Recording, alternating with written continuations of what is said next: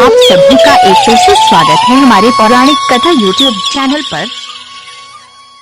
कैसे मिलता है पितरों को भोजन, साथ में जानिए श्राद्ध करने से मिलते हैं कौन से 6 लाभ। प्राय कुछ लोग यह शंका करते हैं कि श्राद्ध में समर्पित की गई वस्तुएं पितरों को कैसे मिलती है।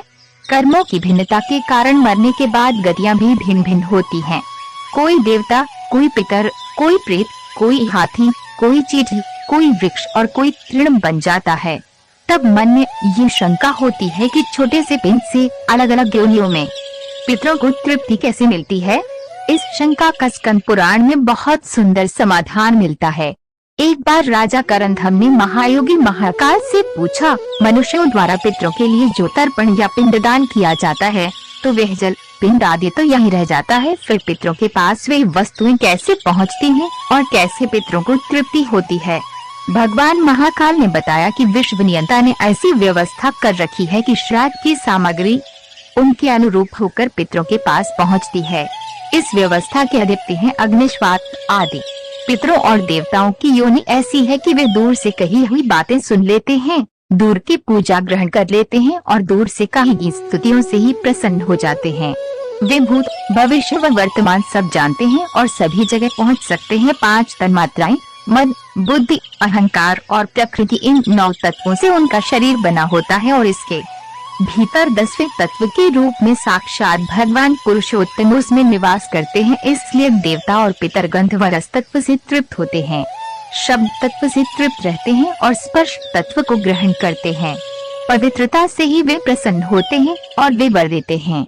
पितरों का आहार है अन्न, जल का सार तत्व। जैसे मनुष्यों का आहार अन्न है, पशुओं का आहार तृण है, वैसे ही पितरों का आहार अन्न का सार तत्व गंध और रूपक है। वे अन्न व जल का सार तत्व ही ग्रहण करते हैं। शेष जो स्थूल वस्तु है वह यहीं रह जाती है। किस रूप में पहुंचता है पितरों को आहार? नाम व गोत्र के उच्चारण के साथ जो अन्न जल आदि पितरों को दिया जाता है। विश्वदेव एवं अग्निश्वात दिव्य पितर हव्य खव्य को पितरों तक पहुंचा देते हैं। यदि पितर देव योनि को प्राप्त हुए हैं तो यहाँ दिया गया अन्न उन्हें अमृत होकर प्राप्त होता है। यदि गंधर्व बन गए हैं तो वे अन्न उन्हें भोगों के रूप में प्राप्त होता है। यदि पशु योनि में है तो वे अन्न तृण के रूप में प्राप्त होता है। नाग योनि में वायु रूप से, यक्ष योनि में पान रूप से, राक्षस योनि में आमिष रूप में, दानव योनि में मांस रूप में, प्रेत योनि में रुधिर रूप में और मनुष्य बन जाने पर भोगने योग्य तृप्तिकारक पदार्थों के रूप में प्राप्त होता है। जिस प्रकार बछड़ा झल में अपनी माँ को ढूंढ ही लेता है, उसी प्रकार नाम, गोत्र, हृदय की भक्ति एवं देशकाल आदि के सहारे दिए गए पदार्थों को मंत्र पितरों के पास पहुंचा देते हैं। जीव चाहे सैकड़ों योनियों को भी पार क्यों न कर गया हो, तृप्ति तो उसके पास पहुंच ही जाती है। श्री राम द्वारा श्राद्ध में आमंत्रित ब्राह्मणों में सीता जी ने किए राजा दशरथ व पितरों के दर्शन। श्राद्ध में आमंत्रित ब्राह्मण पितरों के प्रतिनिधि रूप होते हैं। एक बार पुष्कर में श्री राम जी अपने पिता दशरथ जी का श्राद्ध कर रहे थे। राम जी जब ब्राह्मणों को भोजन कराने लगे तो सीता जी वृक्ष के ऊंट में खड़ी होगी। ब्राह्मण भोजन के बाद राम जी ने जब सीता जी से इसका कारण पूछा तो वे बोली, मैंने जो आश्चर्य देखा उसे मैं आपको बताती हूँ। आपने जब नाम गोत्र का उच्चारण कर अपने पिता दादा आदि का आवाहन किया तो वे यहाँ ब्राह्मणों के शरीर में छाया रूप में सटकर उपस्थित थे। ब्राह्मणों के शरीर में मुझे अपने श्वशुर आदि पितृगण दिखाई दिए। फिर भला मैं मर्यादा का उल्लंघन कर वहाँ कैसे खड़ी रहती, इसलिए मैं उठ में हो गई। तुलसी से पिंडार्चन किए जाने पर पितृगण प्रलय पर्यंत तृप्त रहते हैं। तुलसी की गंध से प्रसन्न होकर गरुड़ पर आरूढ़ होकर विष्णु लोक चले जाते हैं। पितर प्रसन्न तो सभी देवता प्रसन्न। श्राद्ध से बढ़कर और कोई कल्याणकारी कार्य नहीं है और वंशवृद्धि के लिए पितरों की आराधना ही एकमात्र उपाय है।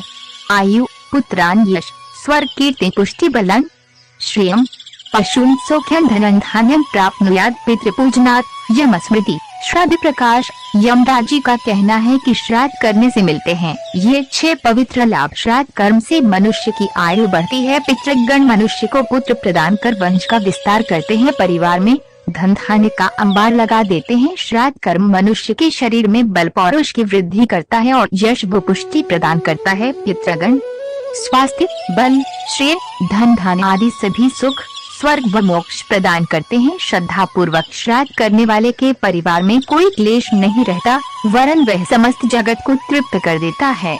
पितृपक्ष जिसे श्राद्ध या कानागत भी कहा जाता है, श्राद्ध पूर्णिमा के साथ शुरू होकर 16 दिनों के बाद सर्वपितृ अमावस्या के दिन समाप्त होता है।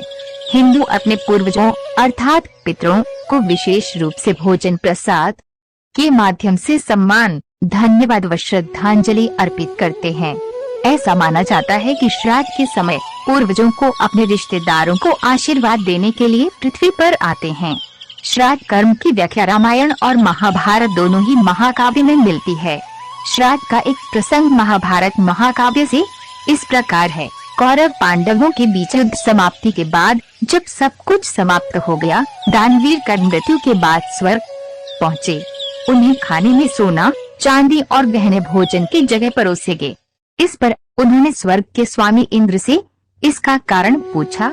इस पर इंद्र ने कर्ण को बताया कि पूरे जीवन में उन्होंने सोने, चांदी और हीरों का ही दान किया, परंतु कभी भी अपने पूर्वजों के नाम पर कोई भोजन नहीं दान किया।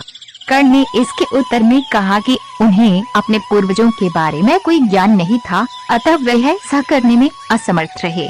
तब इंद्र ने कर्ण को पृथ्वी पर वापस जाने की सलाह दी, जहां उन्होंने इन्हीं 16 दिनों के दौरान भोजन दान किया तथा अपने पूर्वजों का तर्पण किया।